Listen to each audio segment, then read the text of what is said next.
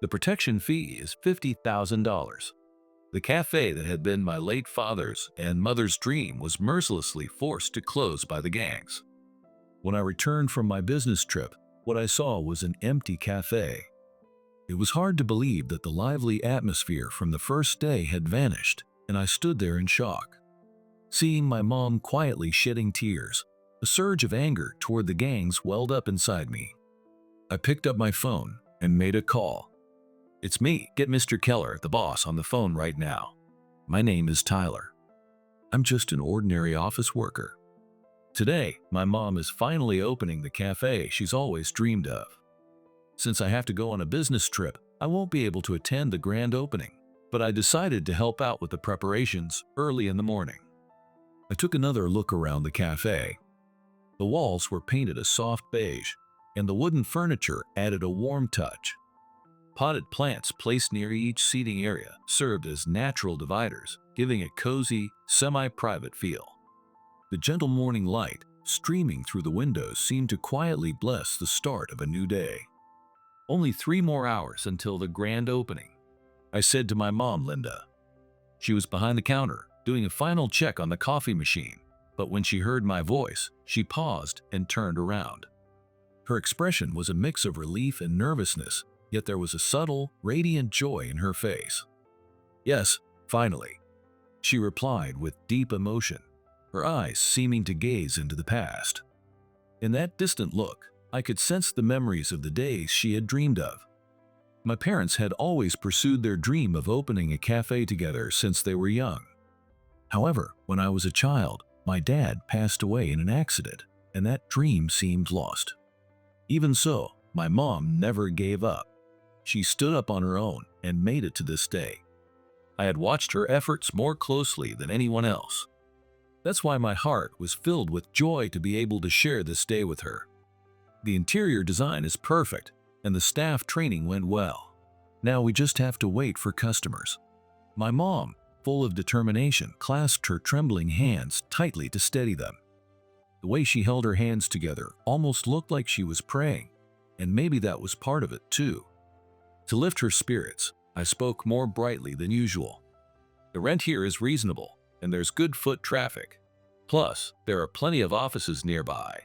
I think we'll attract office workers before their shifts, women on lunch breaks, and moms looking for afternoon tea." "You're right. Absolutely.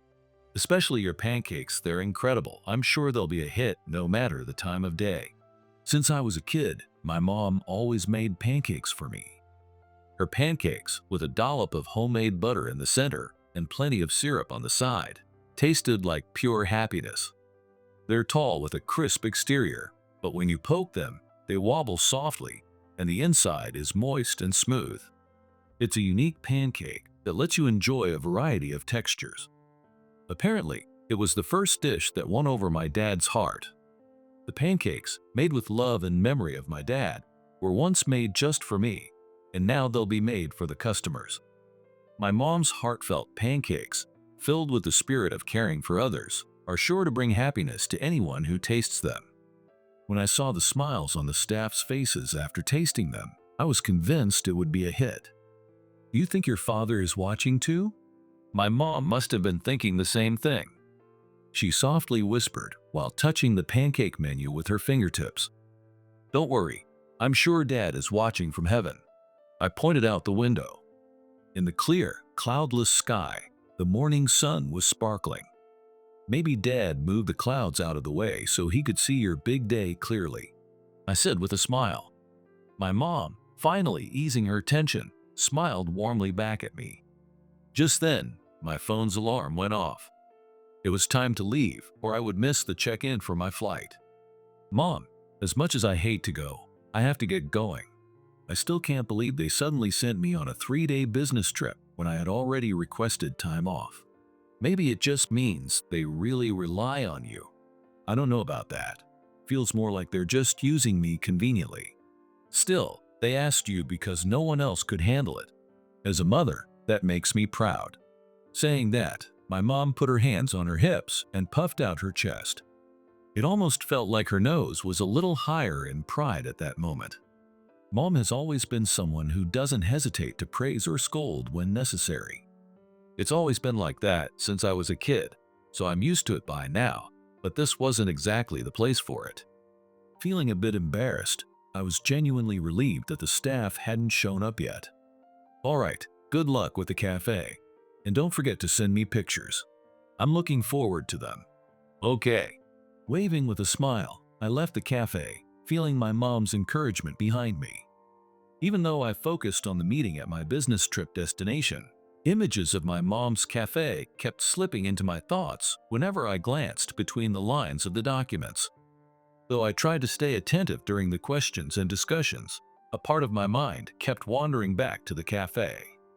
Since I couldn't check my phone during the meeting, I felt restless.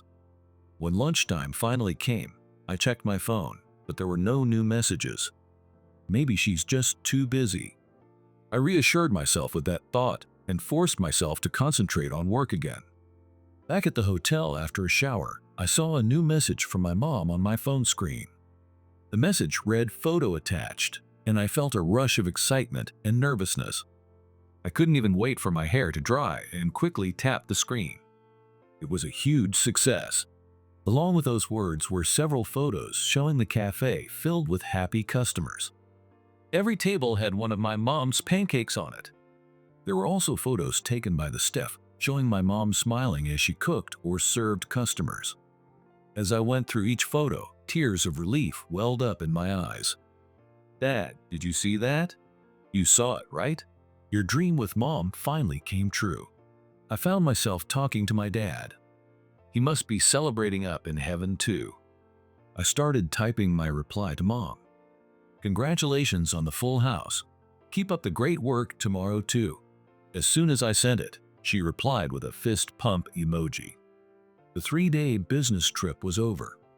I greeted the branch manager and made my rounds to say goodbye to the meeting members. It was only 3 days, but we worked together to sort and organize the massive pile of documents spread across the conference room table. The sense of accomplishment and teamwork made us feel more connected. I especially got close with the meeting chairman, Michael. The head office sent us a really capable person. "Tyler, you came through for us, and we really appreciate it. Thank you. I heard you had requested time off. Sorry about that. Make sure to take some time to recover when you get back." Yes, I originally planned to take time off to help at my mom's cafe. So, after the business trip, I'll be helping her out. "What kind of shop does your mom run?" "A cafe. It's been her dream for years, but the opening day coincided with my business trip, so I couldn't be there to help. I'm planning to make it up to her." Feeling a mix of relief from finally being done with the trip and happiness from the cafe's success, I talked a bit about my mom's place. I wasn't trying to brag, just making casual conversation.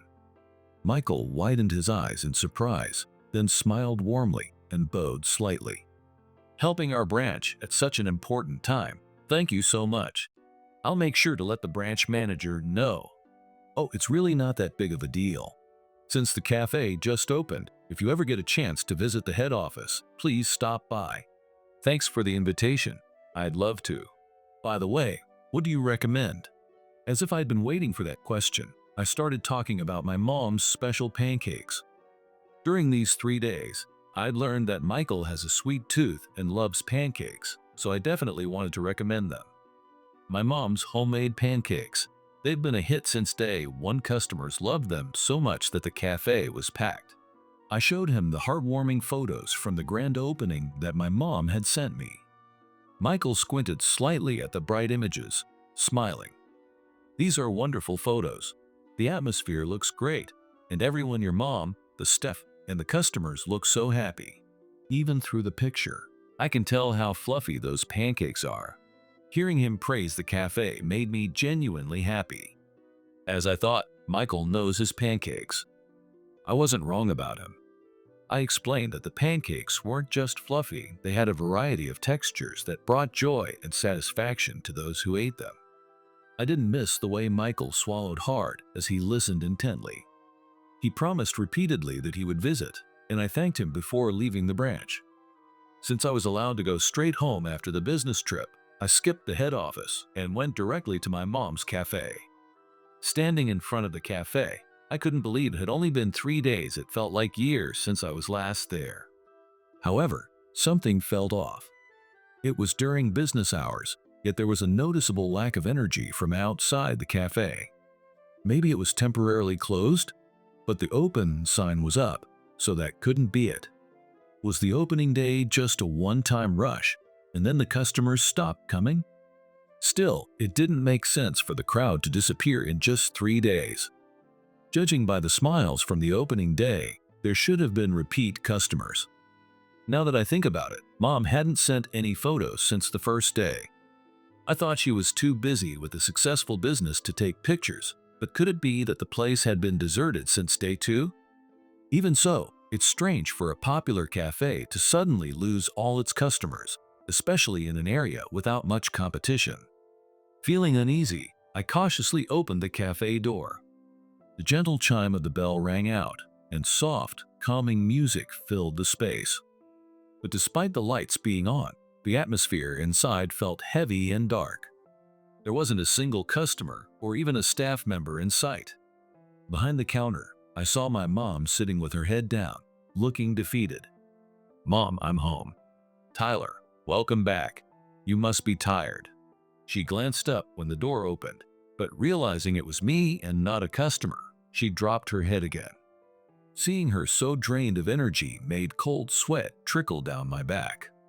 The vibrant, hopeful expression from the opening day was gone, replaced by sunken, lifeless eyes, hunched shoulders, and a pale face that seemed to have aged overnight. I couldn't hide my shock.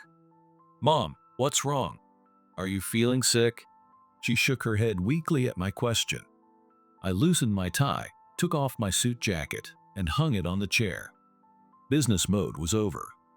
From this point on, I just wanted to be her son and support her. I sat down on the chair next to my mom. I placed my hand gently on her hunched back and slowly rubbed it. It was something she always did for me whenever I had a fever or was feeling down. The warmth of her palm spreading across my back always helped me relax, and I loved that moment.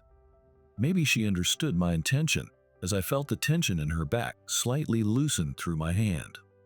After taking a few deep breaths, she looked at me, and I could see a bit of life returning to her eyes. "Feeling a little better?" "Yes, thank you. I'm sorry for scaring you as soon as you got back." "Yeah, it caught me off guard. I thought the place would still be packed. I never imagined it would turn out the complete opposite." I spoke as brightly as I could.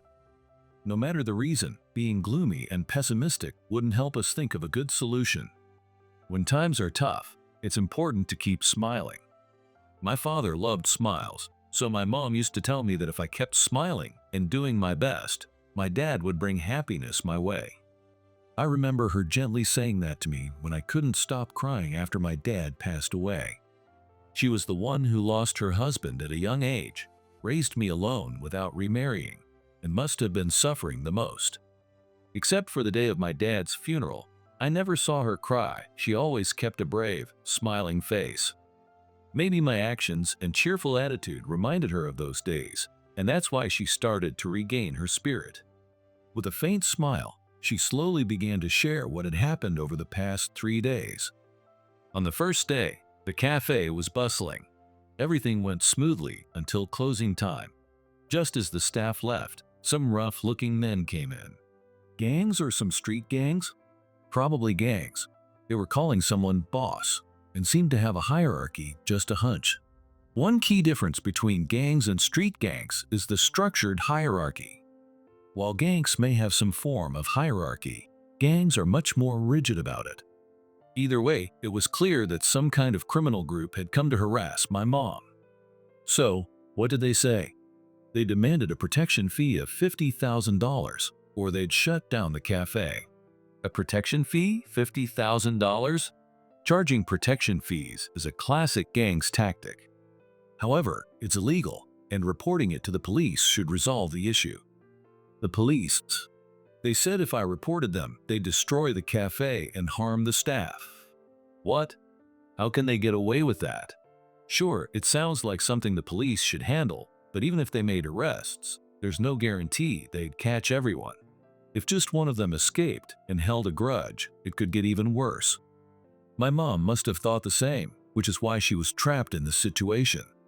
They declared the cafe closed and started coming by every morning from the second day, chasing away customers and harassing anyone who tried to enter. Eventually, no one came near. What about the staff? I told them to take time off until the cafe could reopen.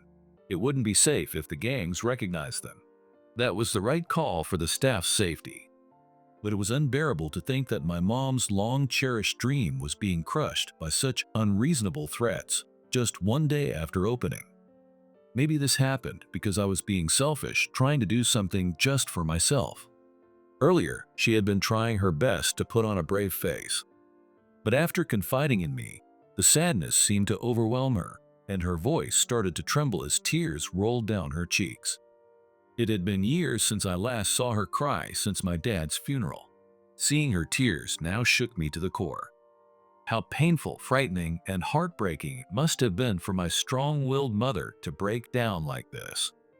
Thinking about her feelings made my anger toward the gang surge even more. Dad would never think that way. He'd want you to be happy. You know how much he loved your smile, right?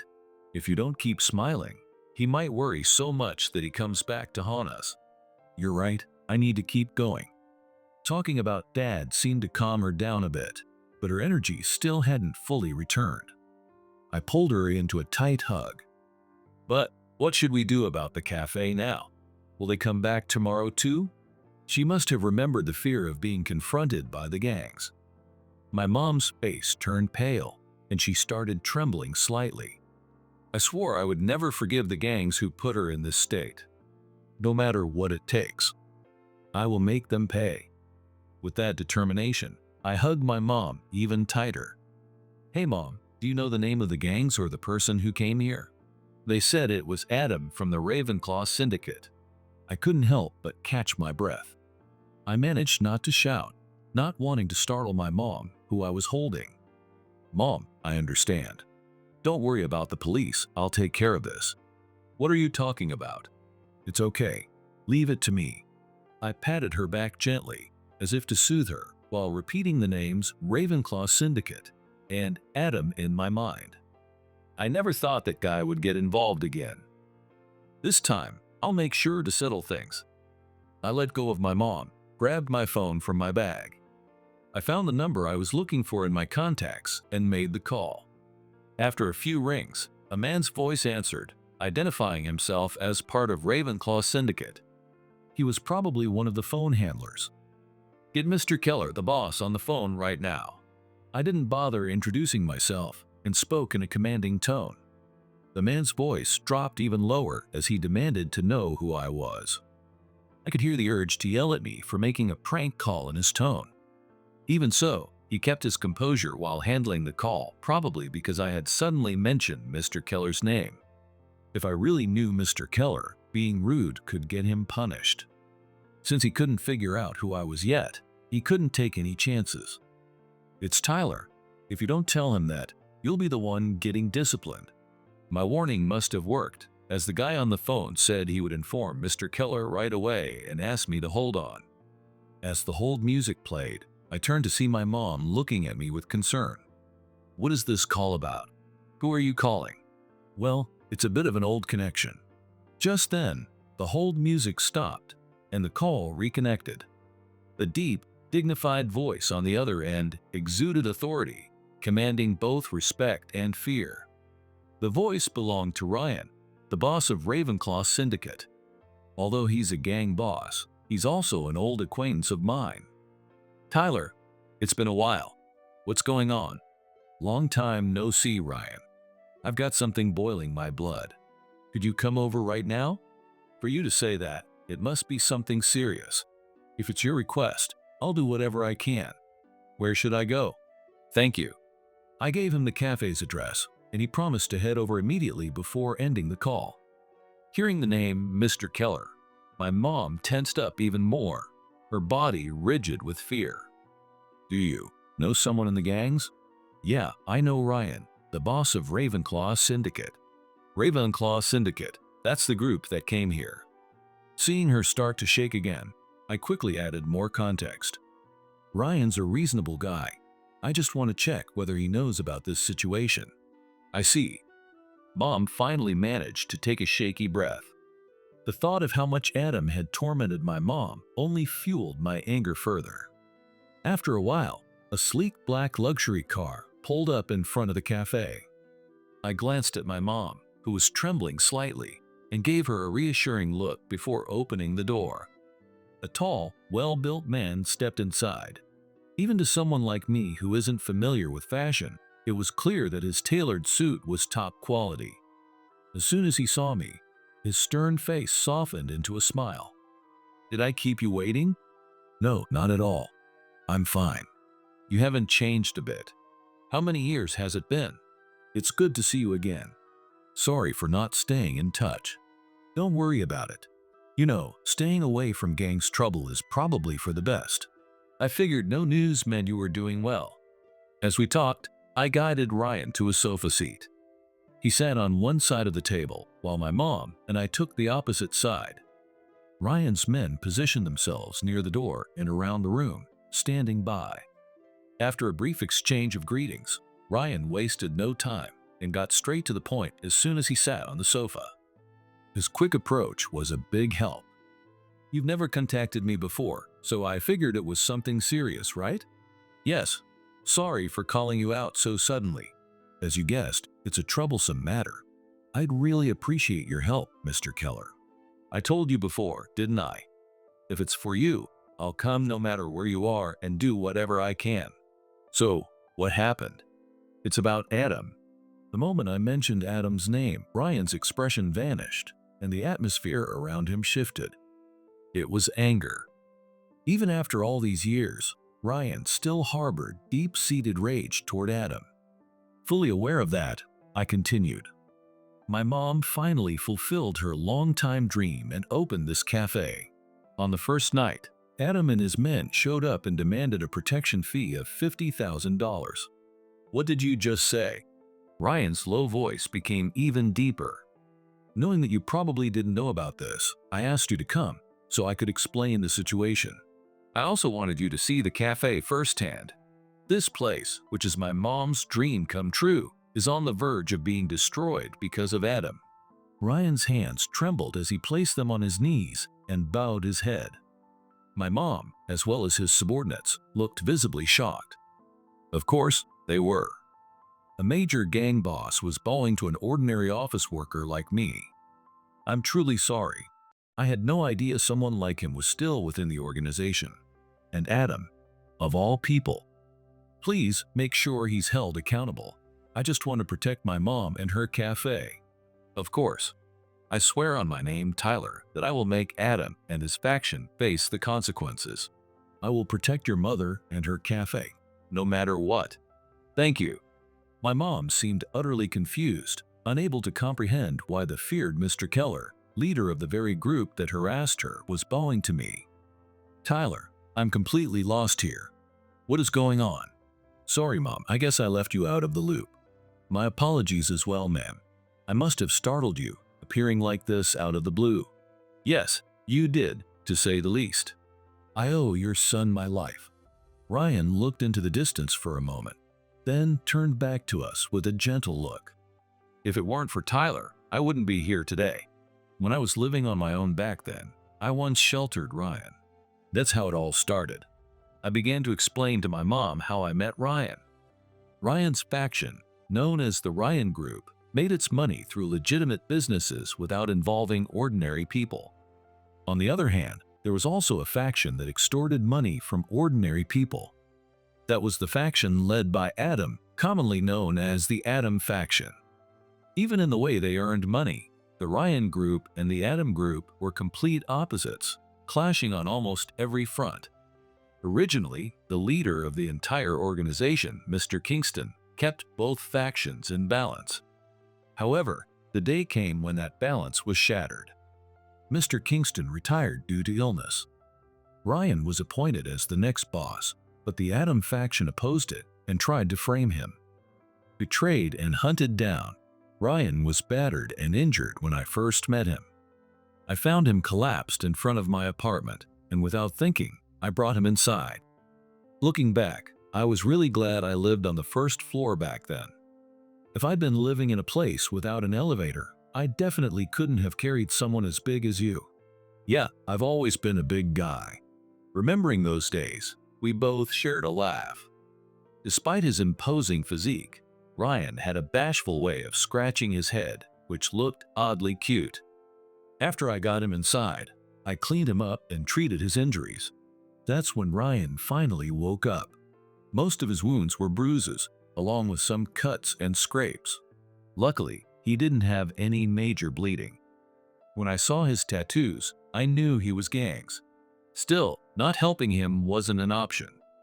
My mom had always taught me to extend a hand to those in need and to have a compassionate heart.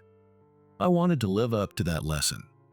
So I cleaned his wounds, gave him some food, and took care of him until he regained his strength. Once he recovered, Ryan managed to contact his allies and launched a counterattack against the Adam faction. He successfully took the position of boss.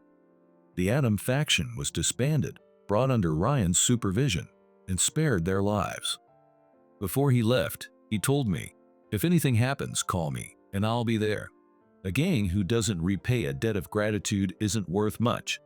Wow, Tyler, you've had some pretty wild experiences without me knowing. Watching Ryan laugh heartily, my mom looked both amazed and impressed. Adam said he'd be back. Then we'll let him roam free for a bit and catch them all at once. As Ryan and I discussed the plan, my mom hesitantly spoke up. "Ryan, may I ask you something, even if it's a bit rude?" "Of course. Go ahead." In Tyler's story earlier, you said you disbanded the Adam faction when you became the boss and put them under supervision. How is it that they're still acting on their own like this? That's because I failed to keep a close enough watch on them. Is it possible that Adam is doing the same thing at other shops, not just ours? There might be other people who've been threatened, paid the money, or even shut down their businesses. Ryan listened intently to my mom's words. She was absolutely right. I was fortunate to know Ryan, so we could resolve the situation without paying the protection fee. But there were probably many people who had no choice but to pay up or shut down. My mom was showing concern for those who might be suffering just like she was. Her compassion stemmed from the hardships she had faced herself. "Your son was right about you. You truly are an admirable person. I'll make sure to uncover all of Adam's wrongdoings against ordinary people, and I'll hold him and his faction accountable." "Oh, I'm not admirable at all. I just said what anyone would say." "No, it's impressive. You know, when Tyler saved my life, I asked him why he'd help someone like me a gang. Do you know what he said?" My mom tilted her head slightly, unsure. "He said, 'My mom always taught me to lend a hand to those in need and to have a kind heart.' He said it like it was the most natural thing in the world. Mom always taught me that, not just in words, but through her actions too. I grew up watching her, so it didn't matter who it was. I couldn't just leave a person lying helpless in front of me." "Oh." Overwhelmed, my mom covered her face with her hands and started to cry. "Your son saved my life because of the way you raised him. Please, let me repay that kindness to both of you." Speaking gently to my sobbing mother, Ryan's voice was filled with gratitude. My mom kept her face buried in her hands, nodding repeatedly. "Now it's our turn to support you." Ryan bowed deeply to my mom once again. My mom and I bowed back in gratitude. A few days after meeting Ryan and getting his promise to deal with the Adam faction, they showed up again. They looked just as rough as before, wearing cheaper suits than Ryan's and hiding their eyes behind sunglasses, typical gang's appearance.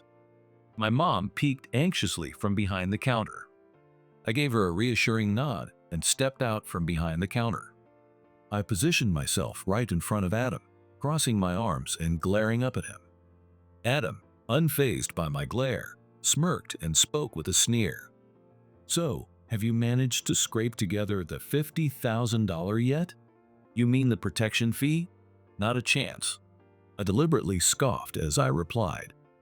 The air instantly grew tense. They clearly didn't expect me to talk back. The men looked surprised for a moment, but quickly returned to their intimidating demeanor, stepping closer to me. "Hey, what did you just say?" He made a show of sounding angry, but honestly, Ryan's low voice had way more impact. I didn't back down, unleashing the anger that had been building up inside me. I yelled, pouring all my anger into it, the pain of my mom's hard work, her long-held dream, and the heartbreak of it being crushed in just one day. "Do you even understand what my mom went through to make this place happen? Like I care. Nobody's interested in some old lady's sob story." Adam and his men snickered dismissively, showing no remorse. I clenched my fists, but I wasn't planning to settle this with brute force. If I gave in here, it would mean letting them trample all over my mom's dream. Besides, reasoning with these guys wasn't going to get me anywhere. Before they could do any damage to the shop, I pulled out my phone. "Enough. There's no point talking to you." "Oh, calling the cops? Didn't I already tell the old lady what would happen if she did that?" Adam and his men burst out laughing, loud and crude. I exaggerated a sigh and put on a deliberately clueless expression. I wanted to rile them up. "I'm calling Ryan. You know him, right? Your boss." Their expressions changed for a split second. "Oh, that reaction means you do know him. I thought you guys were too dumb to even know your own boss." "You little. Think about it. Ryan doesn't involve civilians. You dragged my mom into this mess, so I figured you must have forgotten your own boss and his rules. Hey, you guys, shut him up before he calls Mr. Keller. Wreck the place." Adam probably planned to destroy the cafe and flee before Ryan could arrive. But a voice cut through his command. "Hey, what do you think you're doing?" The door swung open, and Ryan stepped in. His brows were furrowed, and a vein throbbed at his temple. "Mr. Keller." Adam and his men instantly stiffened and bowed hastily. Ryan walked straight up to Adam, grabbed him by the hair from behind, and yanked his head back to make him look up. "Adam, what exactly are you doing here?" "Nothing, really." Adam was forced into an awkward position, his head tilted back by the tall and imposing Ryan clearly struggling. It wasn't just the posture that made him look uncomfortable. Most of it was likely due to the sheer intimidation coming from Ryan. "Tough luck, Adam. I heard everything. The moment you walked in here, I was already on the line, listening in." "No way. I'm going to have a long talk with you. You know what happens when you break the rules, right? You understand the consequences?" "Yes." "Good. Take them away." At Ryan's command, his subordinates grabbed Adam and his men by both arms and started escorting them out. "Hey, hold on. Don't you guys have something to say to this mother and son you caused so much trouble for?" At Ryan's words, Adam and his men, already on the verge of tears, turned around. Following Ryan's command, his subordinates turned Adam and his men to face me and my mother. Hiding her earlier fear, my mom stood firm and glared at them with a resolute expression. Seeing her intense gaze, Adam and his men visibly shrank back. Their earlier arrogance and disrespect had completely vanished. "We're sorry. An apology alone doesn't fix this. To be honest, I don't even want to speak to you. But I will say this: make sure to apologize to everyone else you've wronged and take proper responsibility." "Yes." Ryan glanced at me. When I gave a nod, he gestured with his chin toward the door. That was the signal to take them away. Adam and his men were dragged outside one by one. I guess they would be questioned at the office. I wasn't sure if questioning was really the right word for it, but I knew I would never learn the details. Inside the cafe, only Ryan, my mom, and I remained. "Ma'am, you truly are an amazing person. To stand up and speak your mind to Adam like that." I was terrified, but I knew that unless I stood my ground here, I wouldn't be able to move forward. My mom smiled brightly. The fearful, trembling version of her from when Adam came to the cafe was gone. I couldn't help but admire how she had overcome her trauma in such a short time, feeling proud of her all over again. Ryan must have felt the same. He gave a big nod and bowed his head. "Adam and his men will never bother you again." From now on, please continue running your cafe without any worries. Even if the protection fee is gone and Adam doesn't come around anymore, the bad reputation might stick. I'm not sure we can get back to how things were. I want to help in any way I can, but if gangs like us get involved, it could actually make the situation worse. It might even become a police matter. I appreciated Ryan's offer, but having a gang involved with the cafe would be more than just a bad reputation. At worst, it could become a police matter. The three of us shared a wry smile. That's when an idea struck me. Hey, what if we promote the cafe on social media? People nearby who knew about the trouble might be hesitant to return right away. But those from a little farther away might come if they see it as a new destination. And if we showcase Mom's pancakes properly, people will come just to try them. If we make the pancakes the signature item and post videos showing their crispy surface, fluffy texture, and moist interior, it would attract more attention than photos alone. That sounds like a great idea. It's worth a shot. I've got some young guys in the group who are good with social media. If we handle it solely online without linking it to the cafe directly, it should be safe. And so, the plan to relaunch the cafe through social media promotion took off. After several revisions, we finally created a video that went viral. It spread nationwide, drawing pancake lovers from all over Japan. To my surprise, the first person to share it widely was Michael, the chairman from my business trip. It turned out that not only was he a pancake enthusiast, but he was also a famous travel blogger known for his nationwide pancake hunting adventures. The shock I felt when I discovered that is something I'll never forget.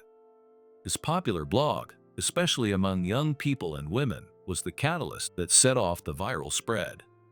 Thanks to visitors coming from afar, even the locals eventually returned, and before long, they became regulars again. Now the cafe is packed every day, and every table has a plate of pancakes on it. Seeing all the happy customers enjoying the pancakes, both Mom and I can't help but smile. Looking up at the clear, cloudless sky, just like on the opening day, I silently reported to Dad.